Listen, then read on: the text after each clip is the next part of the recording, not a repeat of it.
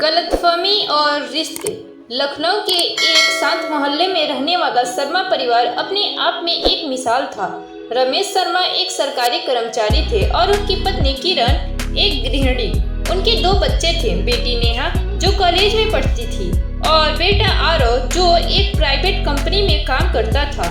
परिवार में सब कुछ सही चल रहा था। पड़ोसी जलन में कहते थे, क्या खुशनसीब परिवार है जहाँ कोई लड़ाई नहीं, कोई झगड़ा नहीं। कॉलेज में नेहा की दोस्ती एक लड़के अमन से हो गई। अमन पढ़ने में अच्छा था लेकिन उसका परिवार आर्थिक रूप से कमजोर था। धीरे धीरे अमन और नेहा की दोस्ती गहरी होने लगी। नेहा घर में कुछ नहीं बताती थी क्योंकि उसे डर था कि उसके माता पिता नाराज होंगे। एक दिन आरव ने नेहा को अमन के साथ बाइक पर देखा। वह चौंक गया। उसी रात उसने नेहा से बात की लेकिन गुस्से में बात करते हुए कहा, ये सब ठीक नहीं है नेहा, मम्मी पापा को क्या मुंह दिखाएगी। नेहा को बहुत बुरा लगा। उसने कहा, तुम्हें नहीं पता कि अमन कैसा इंसान है, तुम सिर्फ उसे उसके कपड़ों और बाइक से जज कर रहे हो। आरव ने ये बात अपने पिता रमेश को बता दी। रमेश ने बिना नेहा से बात किए फैसला ले लिया कि वो अमन से मिलने जाएगा। मिलने के बाद रमेश ने अमन को खरी खोटी सुना दी और साफ मना कर दिया कि वो नेहा से दूर रहे।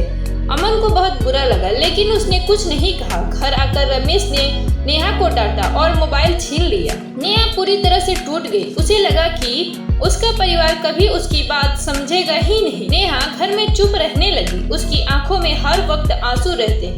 किरण ने जब बात करने की कोशिश की, नेहा ने कहा, माँ आपने कभी मेरी बात सुनी भी है। दूसरी तरफ आरव की जिंदगी में भी तूफान आने वाला था। उसकी दोस्त श्रुति जो उसकी बचपन की दोस्त थी और अब उसकी मंगेतर बनने वाली थी, अचानक उससे दूर हो गई।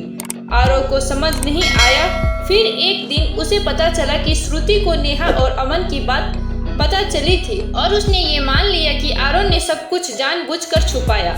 अब घर में सब कुछ बिगड़ चुका था। एक और नेहा ने बात करना बंद कर दिया, दूसरी ओर आरव अकेला हो गया। रमेश और किरण भी आपस में लड़ने लगे। फिर एक दिन नेहा घर से चली गई, बस एक चिट्ठी छोड़ी, आप लोग ने कभी मेरी बात सुनी नहीं, मैंने कभी कोई गलत कदम नहीं उठाया, लेकिन अब मेरा दम घुट रहा है। मैं कहीं जा रही हूँ जहाँ मुझे समझा जाए। घर में कोहराम मच गया। आरव ने अमन से मिलने का फैसला किया। जब वो अमन के पास पहुंचा तो अमन ने जो बात बताई उनसे आरव को झटका लगा। अमन ने बताया कि वो नेहा की बहुत इज्जत करता था और उसने कभी कोई गलत बात नहीं की। नेहा ने उसकी बहुत मदद की थी जब उसके पिता अस्पताल में थे। आरव को एहसास हुआ कि उसने और उसके परिवार ने बिना सच्चाई जाने सब कुछ बर्बाद कर दिया। आरव ने रमेश और किरण से बात की। सबने मिलकर नेहा को ढूंढने का प्रयास शुरू किया। आखिरकार 5 दिन बाद नेहा एक एनजीओ में मिली जहां वो बच्चों को पढ़ा रही थी। नेहा ने उन्हें देखकर कुछ नहीं कहा। रमेश ने पहली बार बेटी के सामने झुकते हुए कहा, बेटा हम गलत थे, तुमने कभी मौका नहीं दिया अपनी बात कहने का, हम सिर्फ डर में फैसले लेते रहे। आज समझ आया कि रिश्ते गलतफहमियों से नहीं, समझ से चलते हैं। किरण ने उसे गले लगाया और रोते हुए कहा, बेटी घर चलो, इस बार हम पहले तुम्हें सुनेंगे फिर कुछ कहेंगे। घर लौटने के बाद नेहा और अमन की बात फिर से शुरू हुई, लेकिन इस बार परिवार की सहमति से। धीरे धीरे रिश्तों में फिर से मिठास आने लगी।